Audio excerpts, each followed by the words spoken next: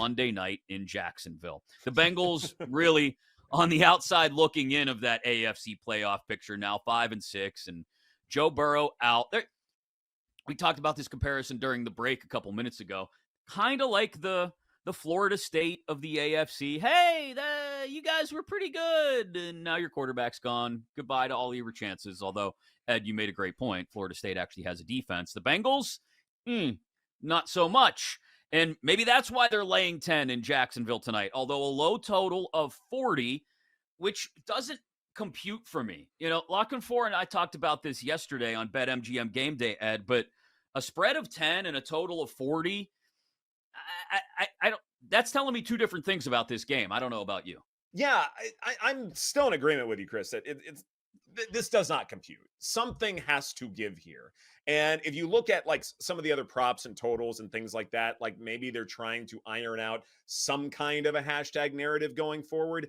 But when I look at this matchup, I think the one thing that we have to factor in is that I don't have a play on the side or total here, but this Jaguars defense, yeah, they can contain, some playmakers despite the backup quarterback. The pass rush is extraordinary for the Jaguars. Josh Allen kind of leading the way.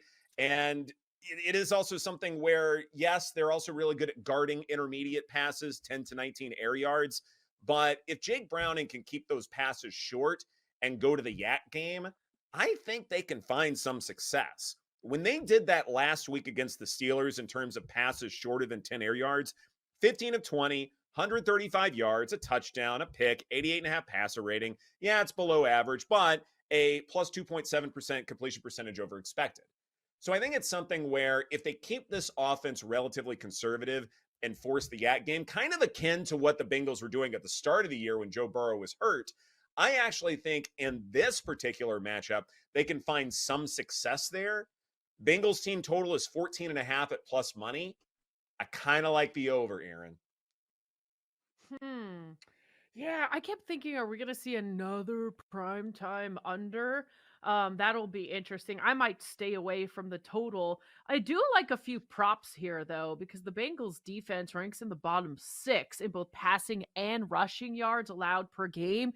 So I'm looking at Trevor Lawrence to go over his passing prop.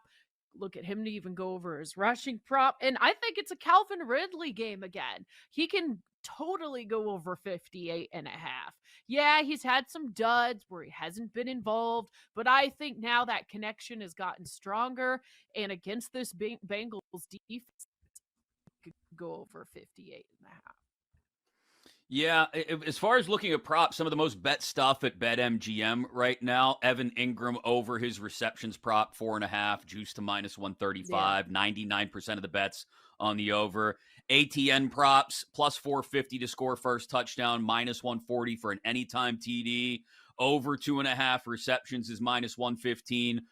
Almost all the bets are on over there. You mentioned Trevor Lawrence rushing yards, over 13.5. Minus 110, 99% of the bets on the over. I really like that Evan Ingram prop. If you just go back and look at what he's done over the last few weeks. Let's see. 5 catches on 8 targets last week against Houston, 4 the week before, 4 the week before, 10 against the Steelers on 10 targets, 5, 7, and 4. I mean, he has not caught fewer than 4 balls in a game this year. So, minus 135, it's a little juicy, but I mean, Evan Ingram, I like that one. Michael Penix Jr. looked fantastic out there. The defense was able to contain Bo Nix fairly well. It was one of those deals where it was such a shocking outcome that you wonder when it comes to Washington, are they the quintessential example this college football season of a team playing down to competition, but still finds ways to win? I think after a big game, I understand it because you're dealing with young men and emotional arcs and all that stuff can be a little bit tricky to decipher. And certainly the physicality of a really big game will leave you worn down the following week. But the fact that this was happening week after week to the Huskies, you couldn't help but understand why the ratings were so much poorer in terms of overall power numbers than Oregon and all these other great teams. So that being said, I understand where the spread is. At the same time, I am curious when it comes to Texas's offense. Like, they did some really creative things in that Big 12 title game. Can they continue to do so? Yeah, I know you have a month to prepare, but then you only have a week after that for the national championship game.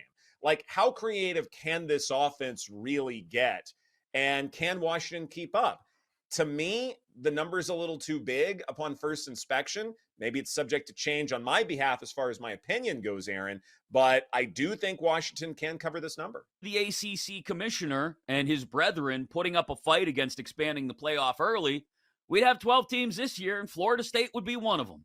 They'd be playing Liberty in a home game as well in Tallahassee in 2 weeks. But we're not. Fair point. Fairer point.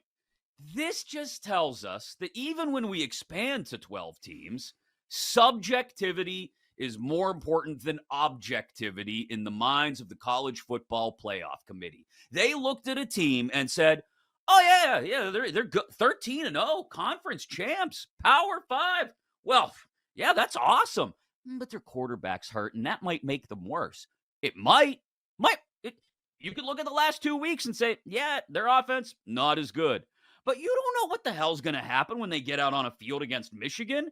And by the way, I know it's a TV product, and this whole thing is about getting people to turn on their televisions on New Year's Day at 5 o'clock for the Rose Bowl in the East, and the game after that, the Sugar Bowl. We want people to tune in and get some great matchups, right? We don't want another TCU waltzing in and getting slaughtered. But don't forget, TCU beat Michigan last year. They shocked everybody. Thought they were a sham. They were a fraud. The horned frauds, as my good buddy RJ Choppy from Dallas likes to call them.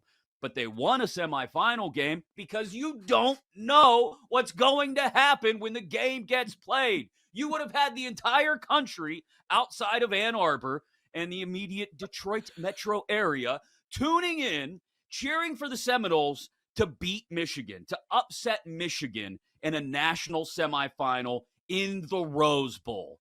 The ratings would have been off the charts. Everybody would have talked about it for the next 3 weeks, but instead, okay, Bama, Michigan, great, blue blood city. It'll be fun, I guess, Bama in the Rose Bowl. But you left out an undefeated conference champ. No, I think somebody in the AFC could enter the chat. I mean, really, what they've done in the NFC, right, is cluster it around who's probably going to, who has potential to be the 1 seed. Especially with the Cowboys still having a game left against the Eagles. But if the Cowboys aren't the 1 seed, if the Cowboys don't win their division, if you think Dallas can run the table, and you think Dallas could be up there, it's going to be hard for them to pass the 49ers, right, because of what the 49ers did to them. But if you think Dallas is a top 2 seed in the NFC, you believe that, then go play Dak Prescott. If you don't, then forget about it. Because if he's a wild card quarterback and he doesn't have 50 touchdowns and he doesn't have 5,500 yards, if the numbers aren't that crazy gaudy, I just don't see it. If Dallas is a 12-win team or 13-win team like everybody thought they were, I don't know that happens. Yeah, in the AFC, Lamar was on a bye. You know what I mean? Let's see. Mahomes, nobody's ever going to fully write off Patrick Mahomes. Tua, if they're the 1 seed, maybe. I don't think the touchdown numbers are going to be, despite all the talent around him, that crazy. But, I guess you'd say, well, some of that is because of how well they run the ball, too. But no, I don't think with this much to play, I don't think this is open and shut. And unfortunately, with the way this season's going, injuries will probably be a factor in this before it's over as well, sadly.